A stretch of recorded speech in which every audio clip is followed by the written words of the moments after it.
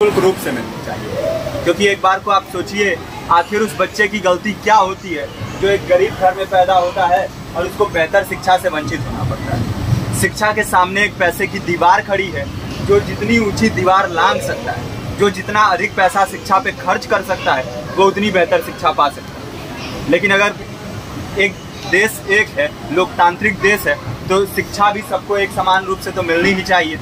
आज परिस्थिति ये है कि एक तरफ तो प्राइवेट स्कूल हैं जो लूट के अड्डे बने हुए हैं, वहाँ पे आप एडमिशन कराने जाएंगे तो सिर्फ एडमिशन के नाम पे ही आपको 10,000 20,000 रुपये देना होगा। और कमीशन खोरी का ऐसा धंधा है कि कॉपी, किताब, टाई, बेल्ट, ड्रेस, जूता कहाँ से खरीदना है ये आप नहीं तय करेंगे वो प्राइवेट स्कूल वाले। यानी आम लोगों की मेहनत की आखिरी कौड़ी उनके जेब से वसूल लेना चाहते हैं। और दूसरी तरफ सरकारी स्कूलों में न तो पर्याप्त टीचर हैं, न पर्याप्त बिल्डिंगें हैं।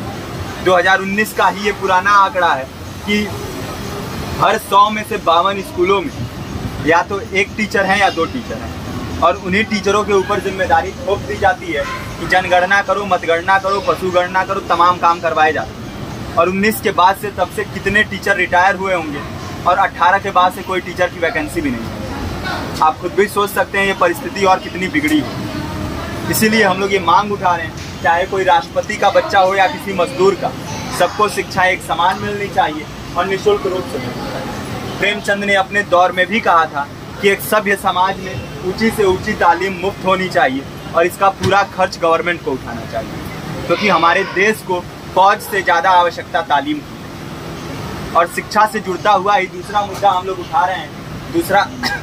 दूसरा मुद्दा है रोजगार का। रोजगार की परिस्थिति ये है कि आज सरकारी सेक्टर हो या प्राइवेट, सब कुछ ठेका संविदा के हवाले किया जा रहा है। परमानेंट नौकरियां लगातार घटाई जा रही हैं। इसी रेलवे में 1995 के आसपास लगभग 18.5 लाख कर्मचारी काम करते थे, लेकिन आज उनकी संख्या 12 लाख थी। आप खुद भी सोच सकते हैं कितने बड़े पैमाने पे परमानेंट पदों को घटाया जा रहा है। और आज आलम ये है, एक तरफ लाखों पद खाली पड़े हैं, फिर भी कोई वैकेंसी नहीं निकलती।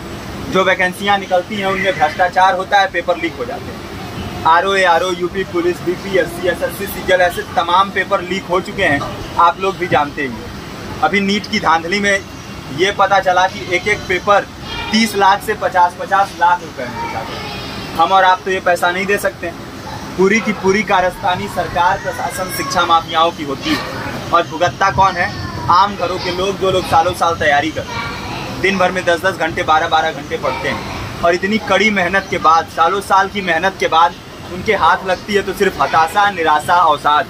बहुत से छात्र नौजवान जो इस बेबसी में, इस डिप्रेशन में नहीं जी पाते, आत्महत्या तक के कदम उठा लेते हैं। लेकिन ये देश की विडंबना है कि टीवी चैनल, अखबार, मीडिया, नेता, मंत्रियों के लिए कहीं ये कोई मुद्दा नहीं है। उनके लिए मुद्दे हैं तो जाति, धर्म, रंग, नस्ल, अगड़ा पिछड़ा।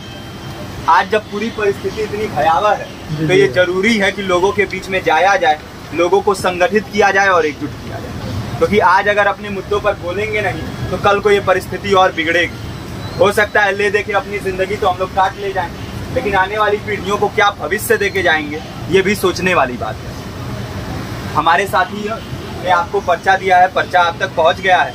पर्चे में और भी बातें हैं, इसको पूरा विस्तार से पढ़िए। पर्चे में हमारा नंबर है, संपर्क कीजिए। फेसबुक का, इंस्टाग्राम का लिंक है, आप वहाँ पे जाएंगे तो आपको पता भी चलते रहेगा कि लगातार किन किन माध्यमों से हम इस अभियान को चला रहे हैं। नुक्कड़ नाटक, संगीत, शिक्षा सहायता मंडल, लाइब्रेरी, तमाम माध्यमों से इस अभियान को चला रहे हैं और कोशिश कर रहे हैं कि बड़े से बड़े पैमाने पर हर जगह पे लोगों को संगठित किया जाए और एकजुट किया जाए। आपके बीच भी आए हैं आपका साथ और सहयोग दें। साथ इस रूप में कि आप भी हमारे इस कारवां और इस मुहिम से जुड़िए।